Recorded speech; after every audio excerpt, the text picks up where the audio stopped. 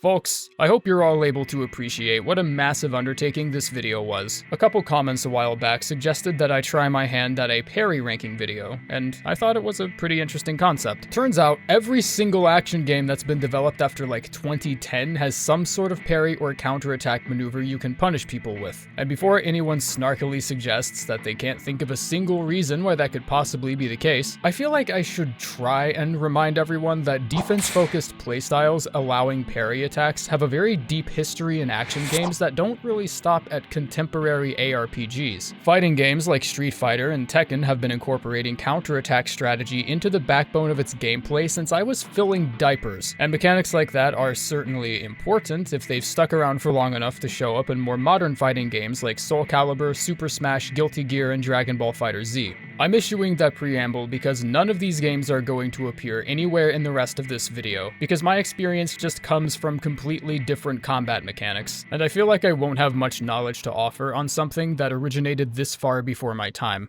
I can have respect for an old classic like Getsu Fumaden all the way back in the Famicom days, and still prefer the very modernized Getsu Fumaden Undying Moon, which just launched this week. Now, transparency is important to me, so I will say it does look marginally prettier when Konami is helping me pay my student debt, but the regulars of this channel know that I almost never include sponsors in videos, so when I do, I make damn sure it's something I enjoy showing to people. Getsu Fumaden Undying Moon is Konami's entry into the roguelite genre. On top of already being one of the most gorgeous side-scrollers to come out of 2022, it feels as new as it does familiar. It's got an incredible ambient soundtrack overlaid atop some pretty enjoyable combat mechanics you might recognize from other roguelites like Dead Cells. The weapon variety is wide enough to be fun, while not feeling like different builds are competing for my attention. The base weapon you start with also has a parry as its unique ability. It does have a pretty slim timing window, but a lot of the enemies have really exaggerated telegraphs, so it never feels like parrying isn't reliable. I read that the boss fights were one of the larger selling points of the game, so I wanted to see these for myself. And entering what's obviously meant to be a wide open arena, a giant fist the size of a small house slams down on the floor as the ambient soundtrack breaks into a goddamn hair metal riff. Okay, I'm having the time of my life right now. It's been on the Switch for a while, but it just came out a couple days ago on Steam, so if anyone wants to check it out, I've got a link in the description, and I highly recommend it. I guess I should just go ahead and start out with the one that's probably the most obligatory in my ballpark, and I'm already finding myself in a slight conundrum. This is very obviously the game I've spent the most time with on here, and it feels difficult to properly communicate my opinion on why the Hollow Knight parry mechanic plays like an accessory to much more developed combat features. And despite that being an opinion the game itself enforces by building its charm system around other facets of combat to the point where parrying anything is almost designed to feel like a happy accident of sorts, someone is still going to try and send me to the gallows on that only because they found a way to make it work. I know that's gonna happen because we are bored. We're bored out of our fucking minds. Parrying an attack in Hollow Knight certainly has a long enough window of time to be done intentionally and perhaps even consistently if you spend enough time practicing, but there are very little benefits to doing so outside of saving yourself from damage with the iframes. It is possible to deal damage and parry simultaneously if your attack overlaps with an enemy hitbox in the process, but for the most part, it just seems like the game's way of adding an extra layer to the immersion. Yeah, it's something that might happen, but it won't happen all of the time, nor is the combat really affected by anything if it does. I'm sure I'd be crucified by someone if I didn't mention the fact that the iframes given to you by parrying can help a ton for attacks you would normally have to face tank in challenge runs. The Stalking Devouts seem to be the most glaring example, as attacking them while in a closed position will immediately bring them out of defense mode, increasing your opportunity to deal damage. In the Beast's Den area, this is extremely important, because there's really no way for you to maneuver around the Devouts due to the narrow tunnels, so in that case, provoking them and then parrying can actually speed up the time in which you kill them in a way that results in you not taking any damage. But I feel like I should have to remind people that this is an extremely specific example that only higher level players may normally get use out of due to the amount of practice to just master the timing to begin with. Not to say some fun doesn't come out of practicing it, however. Forcing an attack when Hornet Sentinel takes her defensive stance and then parrying the immediate follow-up feels like a bit of a fuck you that can add a little more excitement to the fight. And of course, my favorite Hollow Knight boss of all time, Pure Vessel, can be made even more immersive than it already is with a few frame-freezing cinematic sword clashes that, if timed perfectly, makes you feel like goddamn Virgil, but you don't ever feel like there's anything the game is doing to push you in that direction. You're bound to discover it by complete accident, because there's nowhere in the game's content that says you have that ability, leading me to believe it's only an accessory to a much bigger combat system. And I think the game's okay with that, because it seems to agree. another quick preamble here. My knowledge of gameplay mechanics and the act of parrying and riposting attacks barely extends anywhere outside of the third game, because not only did I find it the most accessible and polished of the trio, but as weird as it sounds, the original Dark Souls, and especially Demon Souls for that matter, were a bit before my time. I was a little too busy shouting down dragons from the sky sitting on an increasingly large pile of A-push homework. I was in a completely different sphere playing completely different games, and if you thought my expertise on 3 was limited, then, well, you'll find it infinitely more impressive than my knowledge on the others. But that's not gonna hinder these next couple paragraphs too hard, because regardless which game we're talking about, the parry system of Dark Souls doesn't really show you anything you haven't seen. It's not looking to blow your balls off with some cool 4K Tarantino quality cinematics or throw some witch time at you when you catch a broadsword between your thighs. The name of the game is Parry with the most capital P you can fit on the Word document. Arm yourself with a proper parrying tool like a good shield, not that one, and it's honestly really that simple. Like almost everything else in the game, Dark Souls demonstrates to you the FromSoft patented tried-and-true blink-and-you'll-miss-it style of communicating information to the player. That remains pretty consistently true whether we're talking world building or min-maxing the optimal PvP build. Take it from someone who had to be sat down and told this way back in the days of yore. If you can't be fucked to read item descriptions, you're going to have a bad time. Parrying an attack in Dark Souls feels just as rewarding as it should, in my opinion. No smoke and mirrors, no sleight of hand. You get it if you get it, and you miss it if you miss it. But despite the motion itself being fairly simple, there's almost always more than a single tool for the job. You can pull off the same smooth moves with most katanas and thrusting swords, a few curved swords, daggers, and even a couple fist-based weapons appear on the list too. The ubiquity of the parry skill is offset by the fact that only certain attacks are susceptible to being parried. A dinky broadsword is usually scissors to the target shield's rock, but if you see someone two-handing a giant wooden log, you might want to put down the cookie sheet and pick up an axe or something. General rule of thumb is, if whomever you're targeting is wielding a weapon larger than they are with both hands, it's a pretty safe bet that parries aren't going to work. No matter the size of the weapon, parries seem to work pretty consistently when the attacker is only using one hand. The timing slightly varies depending on the weapon or shield you're using, whereas other options like katanas give you a bit more of a precise window of time. But god damn, does it feel good when you pull it off. Just fucking... And let me just go ahead and save you the trouble and teach you something that I had to learn the hard way. Just because the assigned action on a shield is parry does not mean that shield isn't dog shit at parrying. Let's go ahead and break down some numbers, as those smarter than I have taken it upon themselves to calculate all of this for us. Most shields that have this skill only actually give you an extremely limited window of time where parries are actually possible. With shields like the Knight Shield, Grass Crest Shield, Lellowin Shield, and all of these basically, the active parry window is usually around 5 to 6 frames. Compare that to other shields like the Iron Round Shield or the Buckler, and you get parry windows up to around 10 frames. So if you find yourself disagreeing with me on the whole one of the best parry systems in the video sort of opinion, then maybe, I don't know, maybe just mess with things a little, maybe change your shield. Maybe it's because you're trying to fit a cube into a circular hole. Now ditch that ass-crust shield, pick yourself up a buckler, and become the parry goddess you were born to be. I know at least 15 of you remember an even harder lesson I learned where spell efficiency is affected by the catalysts you use in a very similar fashion.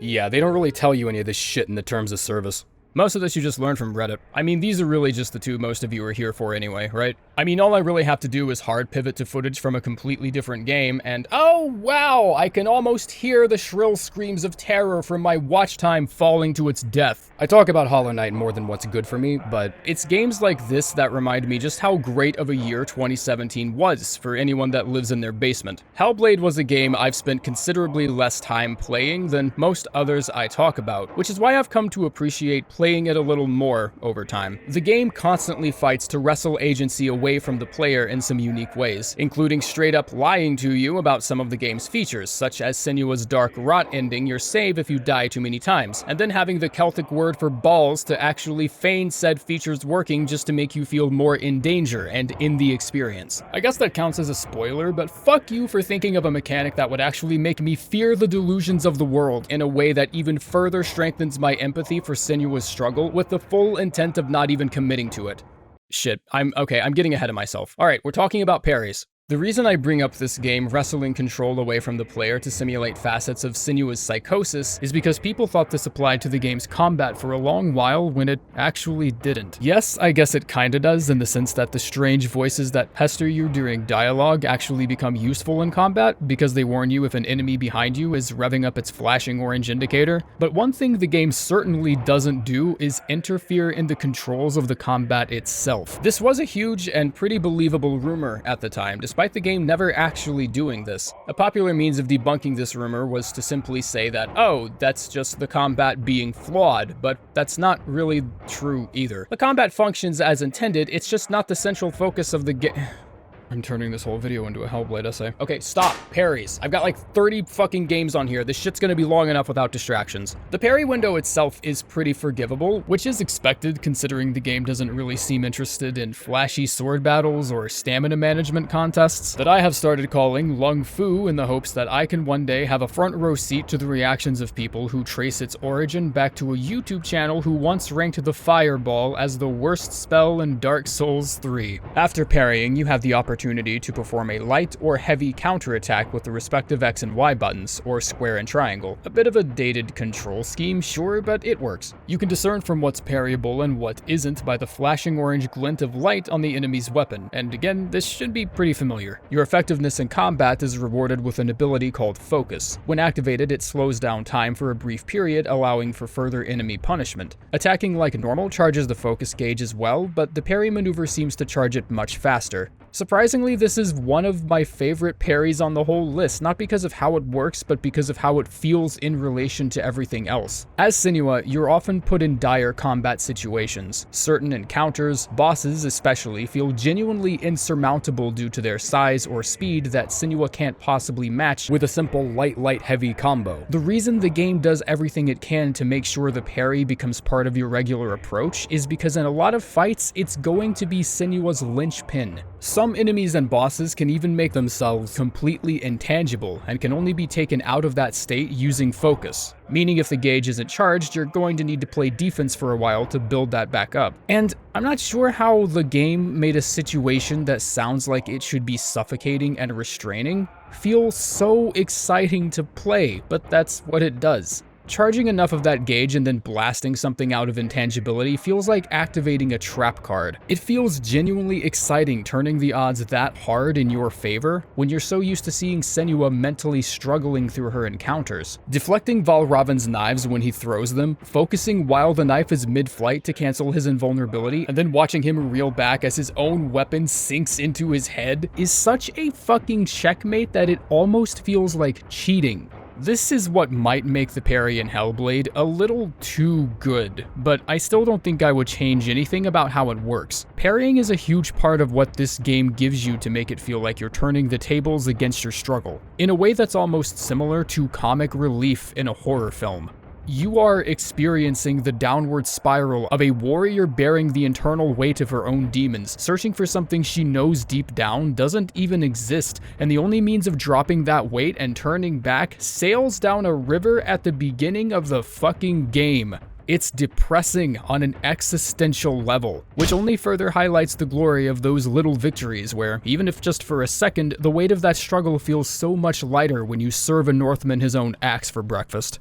It's some straight up Devil May Cry shit, which I guess I kind of should have expected, considering Ninja Theory also championed the Hellbound DMC remake that was regrettably destined for a trip to the septic tank no matter how dedicated the team was. The timing on Royal Guard is less than forgiving, unless you just hold down the button, but imperfect guarding always seems to come at a penalty. It expends your health in earlier iterations of the game and expends your DT gauge in DMC 5, and I've always found that extremely annoying. It's as though the game is saying, yeah, you can play it this way if you want, want, but this other way over here is much better. You're just gonna get yourself killed a few times trying to learn it, because executing a perfect guard in any Devil May Cry game requires the same precision as pissing through the hole of a used K-cup. But you're better off trying to learn the timing anyways, just so you don't have to deal with the annoying penalty that comes with holding the button down. The active window is only 6 frames. For reference, that would be like trying to parry in Dark Souls 3, but you're only allowed to use the Farron Greatsword dagger. Possible? Yeah.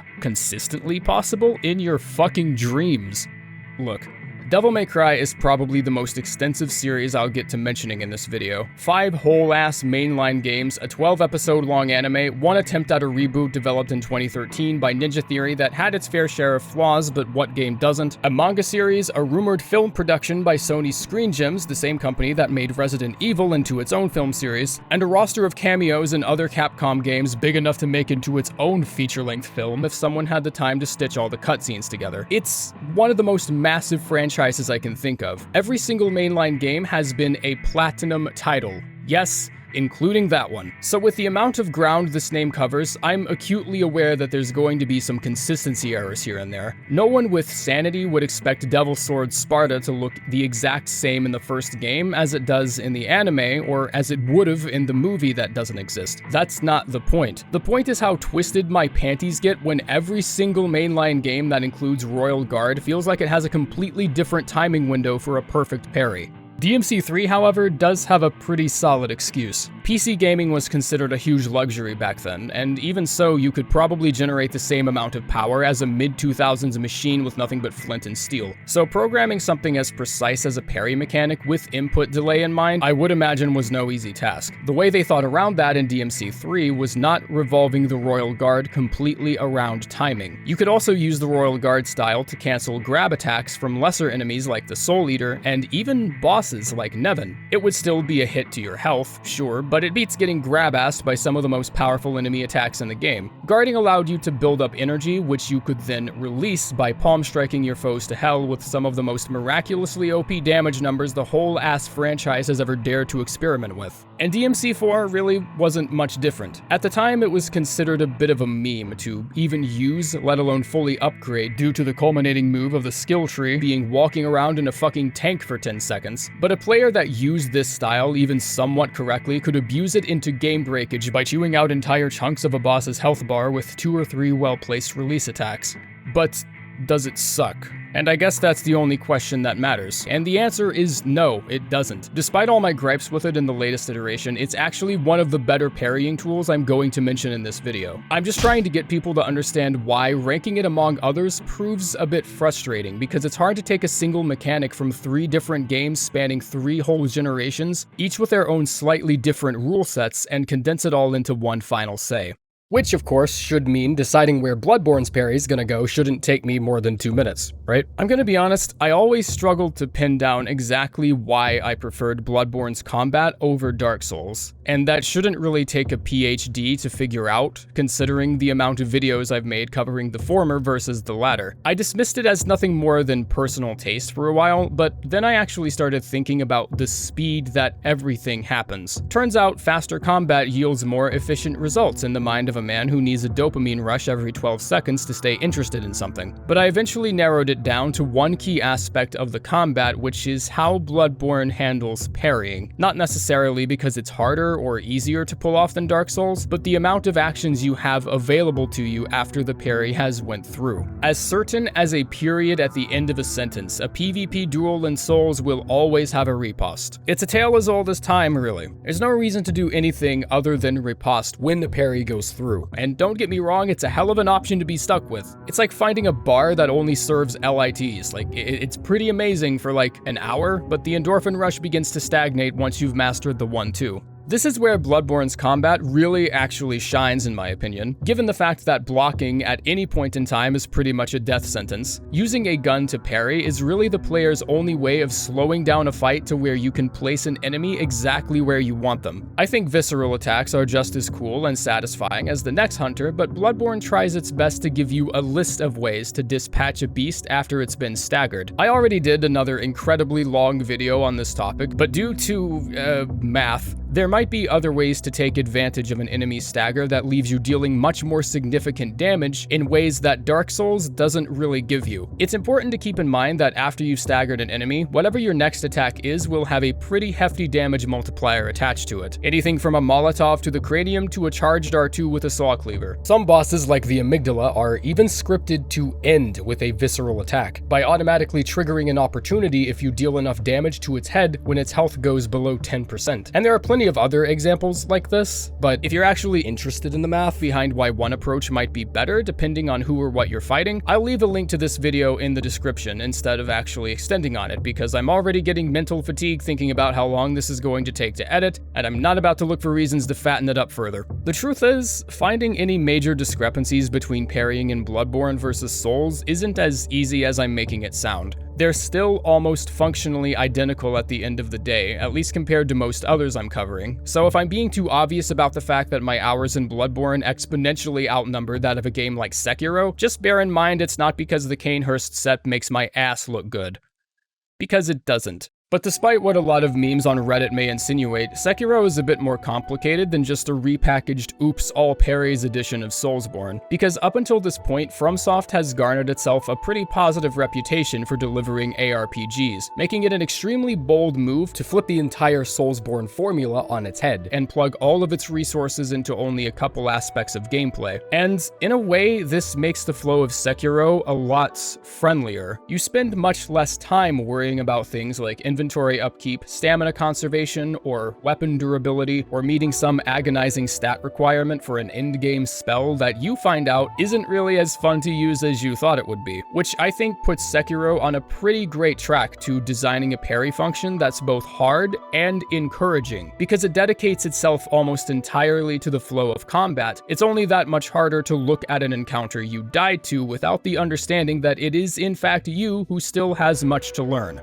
It should be clear to you by now that I'm not here to look at the merit of any of these games as one cohesive unit, but it just so happens that deflecting and anticipating enemy attacks is what drives fundamental aspects of this game forward. It's made clear from the word go that there's a very specific set of rules Sekiro wants you to internalize, and shows you that it's more than capable of beating you into conformity if you try to Soulsborne your way through it. You're 10 times more likely to die because you just didn't read a situation properly, not because you ran out of resources. No stamina bar means no stamina limitations. There's nothing that really caps the amount of offense or defense you can bring to any situation as long as you're maintaining the rhythm of the fight. Properly deflecting attacks negates posture damage, giving you more ground to gamble with when trying to break down the enemy's posture. And the absence of a stamina penalty paired with its extremely generous 30-frame timing window sounds like it puts you in the position of God among mortals, but it doesn't. It doesn't because its difficulty isn't culminated around precise timing and a green rectangle. Sekiro gives you this freedom because, honey, you need it. It's your only leg up against the plenty of enemies in the game that are literally faster and stronger than you are. A lot of times, the opponents you're facing have such raw offense power that the only viable leverage you're going to have is the ability to use that offense against them. Even considering the somewhat demanding task of a 1v1 against a stronger enemy like a general, you still find yourself outnumbered or outarmed in almost every situation, which is why taking advantage of stealth and verticality to single out your encounters is so important. It teaches the player that wiping an encampment clean isn't too out of your reach with a bit of strategy and patience. Sekiro manages to take the combat a layer or two deeper by introducing perilous attacks, which are basically unblockables. They can be deflected, but only if you're put in a position where that's the only way you can mitigate posture damage. But even these attacks can be responded to with higher level maneuvers you unlock through the game. The Mikiri counter, for instance, is designed to parry thrusts, one of the 3 types of perilous attacks. Countering thrust attacks this way almost always leaves the enemy open to a death blow just because of the significant amount of posture damage it inflicts, and it is considered one of the most essential skills you can learn in the game. It practically beats the importance of paying attention into your head, and for a game that has such a particular by-the-book approach to its combat, you would be forgiven for expecting cyclical rinse and repeat gameplay that grows stale after only a couple hours.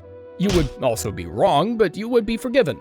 And isn't that what's more important? Parrying and deflecting whatever enemies throw at you in Sekiro is not only the linchpin of your entire combat, but the varied skills that come with natural progression are more than enough to make it actually exciting to play, to the point where even smaller fights can demand full mental participation from the player. It's enough to give an unexpecting player conniptions if they pick this up thinking they're in for just another Soulsborne game. A conniption somewhat parallel to the ones I gave 3 of you earlier when I failed to correctly read the in-game pronouncing of amygdala and instead opted for the psychology term pronunciation. A conniption, mind you, that garners little sympathy from me. So if you're the kind of shitheel that clicks a video over an hour long and the only feedback you can drudge up from me is a pronunciation oversight, followed by a speech dedicated to how dumb and overrated I am that reads like a script for a fucking middle school play, then I guess this is your stop. Joke's on you, shit bishop. I knew the correct pronunciation the whole time. We sincerely hope you enjoyed your stay. Please contact your local therapist and get the fuck out of my face. And if you thought that little blurb was any kind of savage, then you might be underprepared for the dialogue awaiting you in Santa Monica's newest God of War, starring that voice actor that sounds a lot like Aang but isn't, and a man who has no access to a local therapist but probably should after you realize he has enough upper body strength to spin a temple like a carnival tilt-a-whirl. Was that a good transition? I'm trying to work a little more on these. 2018's God of War departs from its original gameplay structure in several significant ways. Not only does it replace your original Blades of Chaos with a spicy new Frost Axe, but it also gives you a more noticeable enemy variety, trackable side quests with rewards, upgradable weapon parts and armor, a Naughty Dog patented over-the-shoulder camcorder holder, and a shield that fools Polygon interns into thinking it's Dark Souls. It also got a PC port recently, making it 10 times easier to capture any relevant footage so that my aging like milk First Edition PS4 could finally catch a break after all that heavy lifting it did, recording 15 minutes of Bloodborne in 720p. A God of War game featuring a shield honestly had me doing some double takes, but I gotta give credit where it's due. Not only did it defy expectations and actually make defense-focused combat possible, but actually kind of fun and enjoyable. As you upgrade your weapons, new tiers of combat skills also become unlocked in the game's upgrade menus, one of which is specifically tailored towards shield combat. In this skill tree, you can find upgrades that give you various shield attacks such as holding down the block button for a sweep attack, pressing block during a sprint for a forward bash, and my personal favorite, punching the shit out of your shield so hard it becomes a weapon of sonic warfare that insta-stuns just about anything in front of you. I find it strikingly surreal that this is a game that gives you a big piss-off axe and still puts time into fighting without it fun, despite it building a 10-year-long franchise anchored in the appeal of becoming a human Beyblade that occasionally fucks women. And it's with all of this excitement where the counterattack comes in. It doesn't feel particularly exhilarating to use, nor does it ever not do its job. It makes it easy for the player to discern between the parry and the parry-int by making the haymaker attack flash a giant red ring. You can parry normal attacks that send enemies flying backward, but you can unlock other skills like a follow-up attack and even the ability to deflect projectiles. If you're grinding challenges in Muspelheim, it's also a pretty fun pastime playing skeet shooting with Atreus by using the follow-up attack to send some poor Draugr cliffside. It's honestly pretty cookie-cutter stuff, but none of this makes parrying obsolete or uneventful or anything. It just makes it obvious that the combat wasn't intended to follow a one-skill-fits-all philosophy. Some attacks are designed with animations that practically beg you to parry them, while most of the larger enemies tend to be a little more difficult to work with. Attacks from a troll don't even give you a warning flash because it expects you to follow the common sense of not being able to brush off being whacked with a stone column the size of a minivan. But of course, I was more than up to the task. So when I inevitably stood there waiting for the wind-up, hearing my concerned son ask if I was okay while I'm getting pancaked by Dao the Kickass genuinely had me going, wow, I'm a fucking moron. The parry function doesn't often go outside of what it's consistently used for already, which doesn't leave a lot of room for finesse and player experimentation, sure, but a game that keeps combat exciting by giving you a choice between a bunch of different skills, abilities, and weapons should already be giving the player enough of that anyways, and God of War definitely does. It neither brute forces the parry into being necessary in every single encounter, nor does it make the combat anatomy still feel complete without it. There's an entire challenge in Muspelheim where enemies rapidly heal from damage, meaning the only two options you really have are to min-max your runic and just get to spamming, or whip out the shield and start dealing stun damage so you can finish the enemies with an execution. Or you can use the counterattack to launch fuckers off the cliff and into lava streams. Okay, so there's a little bit of experimentation. A much harder challenge in Muspelheim requires you not to take any damage, lending itself to a defense-focused playstyle really well.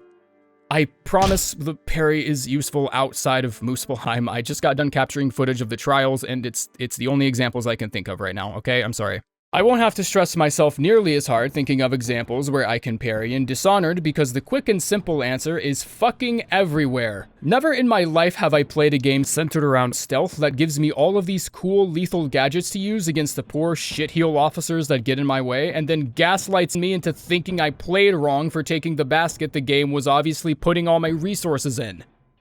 I'm just now realizing this game is like 10 years old. Okay, so let me explain that metaphor a bit.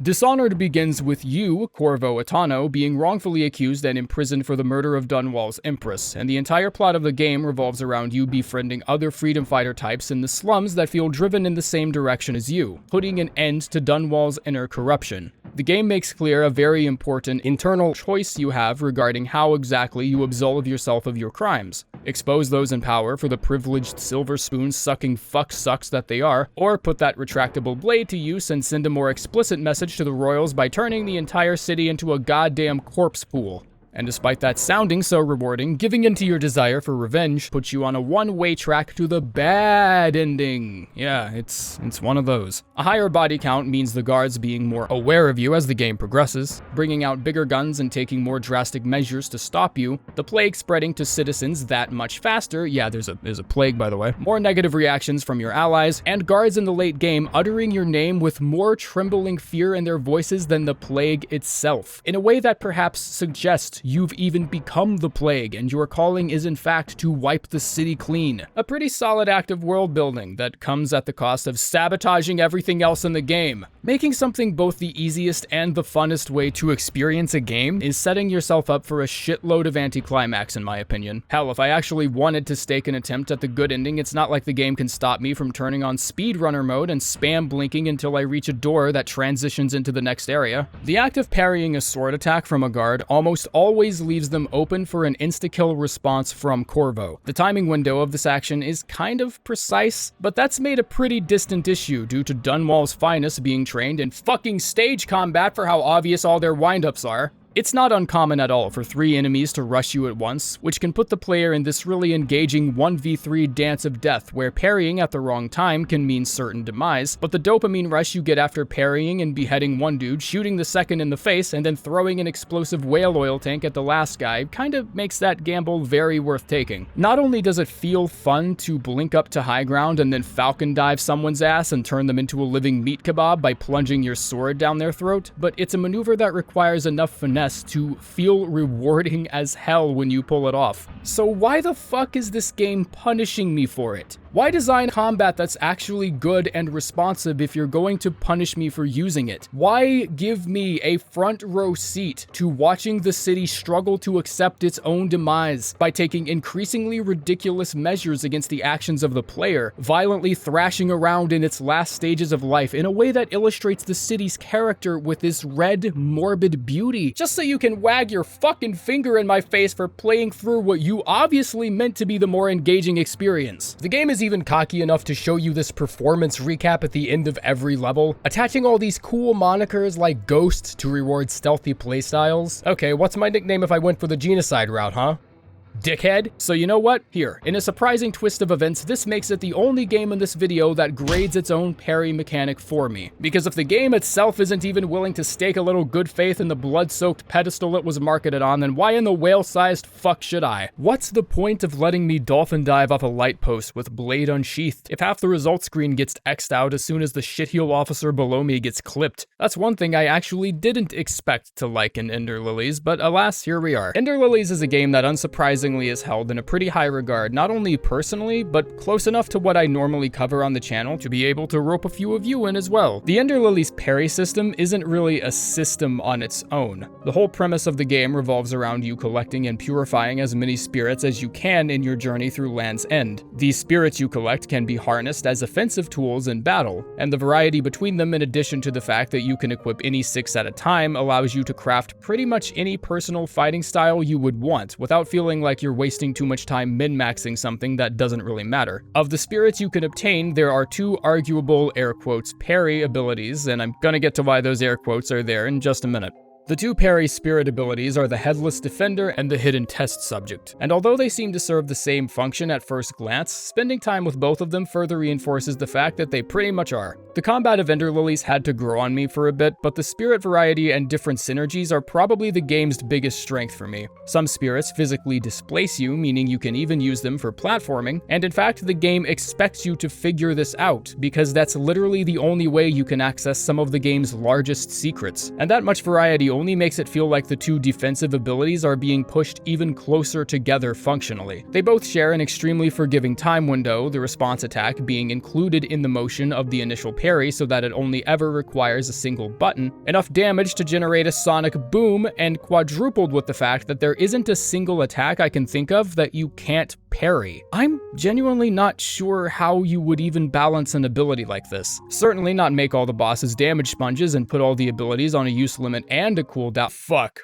I'm only saying this with a bit of spice on the side because it's not really something I expected to be saying about a game that seems to get damn near every other aspect of its combat right. I just hope it doesn't sound too MOBA of me to disagree with a design philosophy that puts abilities on cooldown and only gives you a limited use of them, when I feel like choosing one or the other would have made the combat a bit more streamlined. Especially considering I don't once remember completely running out of spirits versus any boss, unless, of course, I was using the parry spirits. And on this subject, I kinda just need to ask, what would have been the drawback of doing away with the use limit altogether, and just doubling the overall cooldown of most of the spirits? It would be teaching you ability management in almost the exact same way, but with one less parameter you have to constantly be thinking about. Knowing that I can respond to an attack with a parry, but forcing myself not to because I might need them for the next phase is a very self-defeating system in my opinion. I can't parry the boss in the first phase because that requires resources. I can't commit too many resources to the boss in the first phase because then I won't be able to survive the second phase.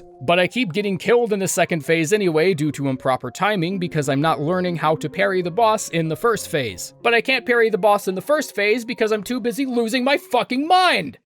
Before anyone opens their mouth, yes, that's obviously an exaggeration, but it's a thought process that happens during every boss battle, and further why I would support an unlimited ability system with a longer cooldown if we're concerned about button spam. I'd rather try and parry something when it's on cooldown and take the consequence of getting clocked in the mouth than look down when the parry doesn't go through and realize that I'm just fresh out. That ability is just gone now. It's why every area of respite so kindly places themselves in a room right before a boss battle. Because if the nearest charging station is 2 blocks away in God knows fuckville, it's untelling how many resources I'd have to invest on the way back, leaving me in no way equipped to fight the boss again by the time I get there. The respites prefacing every boss room is not a gesture of courtesy. Binary Haze does earn a lot of my respect, not opting for the outdated "we're gonna make this game difficult as fuck and if you can't play it, that's your problem" approach, but let's not pretend these respites don't need to be exactly where they are. And if it sounds like I'm being harsh on this game, I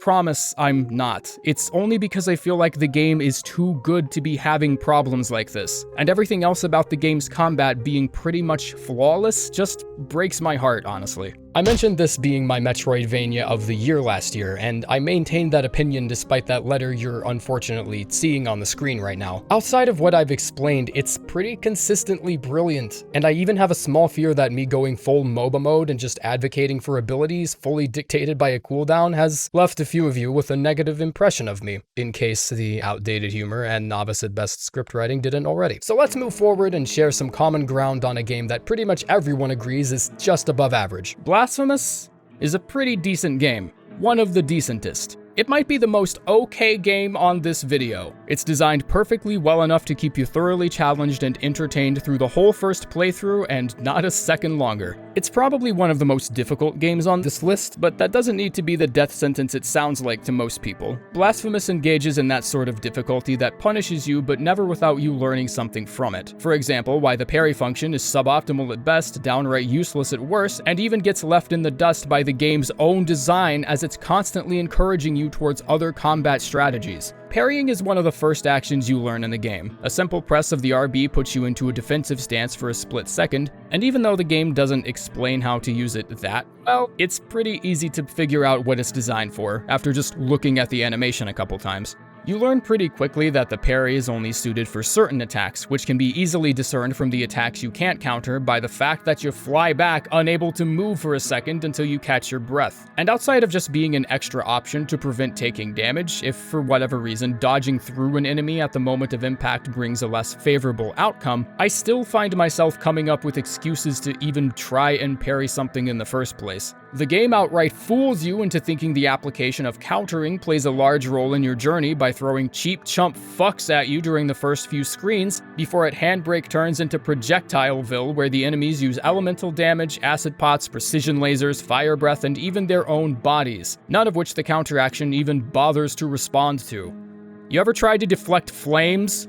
It's fucking frustrating. I've heard a few people say that it's good to use against heavy enemies because you can spend more time dealing damage before the attack lands, and then block at the last second. But why is almost every single upgrade, rosary bead, and sword heart aimed at increasing the competency of completely different combat approaches in ways that make countering attacks more and more obsolete the further you continue? It really just feels like another case of the game building its combat progression around other moves and strategies. If you have the Sacred Thrust unlocked, you can follow up a dash with an offensive measure that stabs the sword in front of you, which is great for rushing projectile enemies. Not to mention, it becomes one of the most powerful attacks you have available at its third upgrade that's borderline fundamental to dealing with things in the late game. All the sword fodder that litters the first couple stages of the game are quickly replaced by enemies with vastly different combat tactics that, I will be honest, really does a good job heightening the excitement of the game's combat. By having multiple enemies in a room that can punish you differently, it forces you to consider your approach a bit more carefully in a way that gets pretty fun. In some later parts, the platforming can actually play against you because you're never quite sure if you're in danger of being hit with the stray projectile. It does everything you'd expect a good game to do in terms of diversifying combat, but it's almost always done in a way that seems to reinforce another strategy that doesn't involve playing defense. I'm not saying that parrying in Blasphemous isn't useful. It's great for damage negation if you're in a spot where your only other choice would be to take it, but that's really the only benefit it seems to have over a more active playstyle. A defensive playstyle would actually lend itself very well to the game if there were just any options available to upgrade the parry or expand the way it's used. Or I guess you could just do what GRIME did and build parrying so deep into the foundation of the game that I'm afraid the nails are gonna start popping out of the drywall.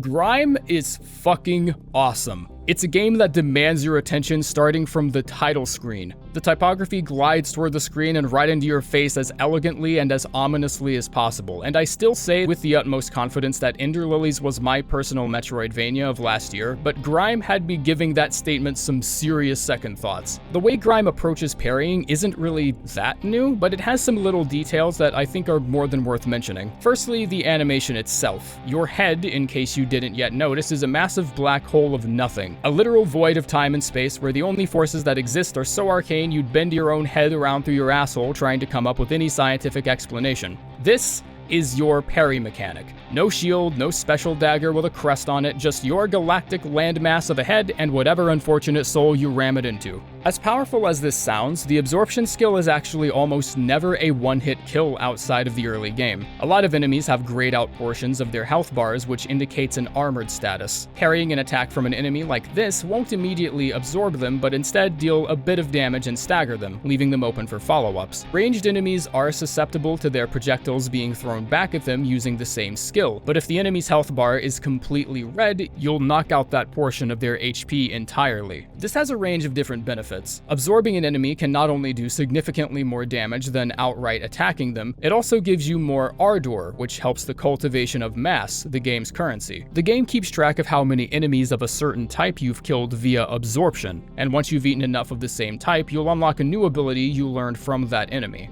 The cool thing about this is that some of those abilities you learn from enemies actually lend themselves to the absorption mechanic. One of the first abilities you learn is from the boulder heads, and leveling up this ability decreases the amount of damage you take after an unsuccessful parry, which can compensate for the relatively small activation window. GRIME isn't shy about how important it is to get acquainted with this function either, because it tells you the button input for it immediately after teaching you how to jump and dash, and this is doubly evidenced by the fact that every lesser enemy at the start of the game would have metal Metal Gear Solid's alert symbol flying over their head if their windups were any more obvious. This is not a game that pussyfoots its approach. It literally tells you from the jump that you're going to be parrying quite a bit. I've seen plenty of progression systems that involve killing prey and learning new abilities from them, but never has a system like this, to my knowledge, actually used something like a parry or a counterattack as the tool to acquire them. So it definitely gets tons of points in my book for a bit of originality, if anything else. As you would expect, the perk system that this opens up includes all kinds of abilities that could make parrying feel much friendlier, and I'm not sure if this technically counts as a thumbs up to the parry or to the perk system for feeling so well developed in the first place, but I'm giving something praise here for the fact that most of the perks you absorb actually make a lot of sense for the enemy it's absorbed from. The combat trait from the Eye Brute increases damage when you return an enemy's projectiles, which just so happens to be the Eye Brute's one glaring weakness. Mad Rocks charge at you with really fast combo attacks, sometimes making them difficult to parry, meaning it's no mistake that upgrading this trait gives your parry a much longer active window. Crawlers give you the ability to walk slowly across platforms that degrade because crawlers are slow as fuck, I guess. Yeah, I don't know about that one. The parry may lack a bit of creative flexibility, but the fact that you do so with your literal head hole is, I'm gonna be honest, it's actually a little brilliant. Because by completely separating the parry function from any kind of weapon I'm using, that means I can be whacking shitters with a giant stone column and still not lose that ability. But that's not to say it's a wrong choice for other games to embrace the variety of life. Dead Cells, I think, is a perfect example of this, where parrying is of course a given ability on almost every shield, but as per usual with Dead Cells, there's always 39 hidden factors to every equation. The Iron Staff can only parry during the first attack windup, and only parries melee attacks, but deals critical damage after a parry is successful. The parry shield cannot block damage, or for that matter, can even be held up, but any attacks you deflect with it will have increased damage. My personal favorite has always been the Assault Shield, if only for the reason that the perfect door at the end of a level is made that much funnier when you know about 38 of the 60 enemies required were playfully nudged off a building. Although different weapons and shields have their own rules when it comes to parrying, the randomized modifiers on a piece of equipment can sometimes expand parrying benefits further, or take those benefits around back and shoot them depending on which ones you're given. Some rolls end up being so amazing that you can easily find yourself hanging on to something that's 4 levels lower than everything else, just because you're too stubborn to let go of the perks. Shields can sometimes roll an affix that increases the damage of your next attack by 300% after a successful parry. And if you find this affix anywhere on a dagger phaser build, then I hope you have your shadow play on, because you're about to have the fastest run of your fucking life. The parry window, for the most part, does stay pretty consistent, even with weapons like the Iron Staff, but due to randomized affixes and how it plays off of other equipment in your build, the significance of parrying an attack versus another strategy is likely going to be very different per run. The parry window for most of the shields did actually confuse me a bit at first, because the animation suggests that the active window is when you're in the process of the deflecting motion, but the active window actually begins as soon as you put up the shield. It's also worth mentioning that holding the button keeps the shield up to block damage, and if an attack hits within the first 0.2 seconds of the shield being held up, then you end up getting a parry out of it even if the button continues being held afterwards. It can play to your disadvantage in some rare situations, but I found for the most part this prevents more trouble than it causes. Some affix combinations can make parrying well past OP depending on the roll you get, but that same argument can be made for, well, anything you do in Dead Cells. And any possibility of a roll like that happening seems to be mitigated well enough by the odds of acquiring it just being too goddamn slim. But in case that isn't enough, here's a hard damage cap during boss fights we added in just to make sure we got everything.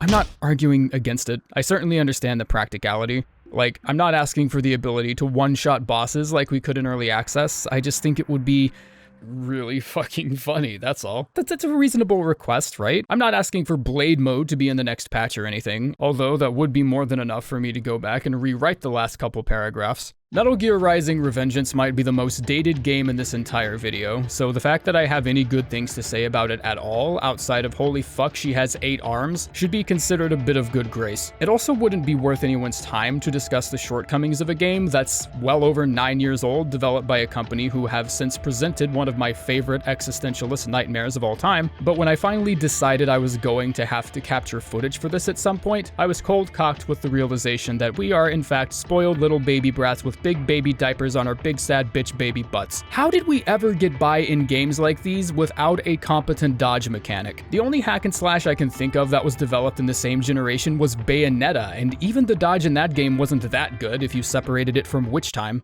Okay, nice going, shithead. You're a whole paragraph in and you haven't even inched in the direction of parrying. Okay, I need a writer, for the love of God. Holy shit. And perhaps I'm just kinda overstating my boundaries on a game that I only bought because I recognize the logo on it, but despite the parry mechanic here being Michael fucking Bay kinds of cinematic, I honestly struggle to come up with anything else to even say on it. It's a simple enough maneuver to pull off, nothing too fancy, but a little annoying at first due to games almost never knowing how to explain shit properly in 2013. While blocking, push the left stick in the direction of an enemy attack just as it lands. It feels pretty smooth, honestly, once you get the hang of it. Giving the player an extra degree of input that's more than just pressing a button makes it feel to an extent that you're actually participating in the parry and not just watching it. It feels like you're slamming all your virtual body weight into the guy's face, a real chest bump checkmate, if you will. From there, just press the L2 and you've got yourself a physics-based insta-killing cutting system that could legally be sold in hardware stores as a lawnmower. Apparently, Platinum Games were extremely proud of this new trick because you quickly realize that Raiden's blade mode is an integral function of the game, and by realize I'm closer to saying come to grips with. It feels cool for like the first 5 times you execute the move. But what's introduced as a driving facet of gameplay becomes a very monotonous necessity to replenishing health, because Blade Mode is the only combat tool precise enough to cut down enemies in certain ways that allow Raiden to rip out their battery packs. I just can't shake the feeling that I'm being greeted every morning by a coworker of mine that has this sweet kick-ass story involving how he got to work this morning, and I'm blown away by the fact that he's even alive the first time hearing it. But then he tells you the exact same story every morning of every day. If someone told you about the time they fought a mountain lion with their bare hands and won, the amount at which you find that story impressive is only at its highest during the first time you hear it, and it starts to become agonizing the 360th time it's repeated to you. Don't mistake my criticism for the repetitive parrying as criticism for the whole combat system. I just don't feel like the combat wants me to prioritize looking for an enemy opening over, making them myself. It is semi-important to master because it's one of the most reliable ways to keep your health and cells topped off, and it's not really sacrificing any combat pacing by necessitating that. It's extremely difficult to take something as proactive as Revengeance and incorporate defense into it. But I guess on the other hand, you can stealth around in the sewers channeling your inner Agent 47, only if Agent 47 were a golden retriever that found a new toy after you emptied out the collector's edition box. Did this game happen? Seriously?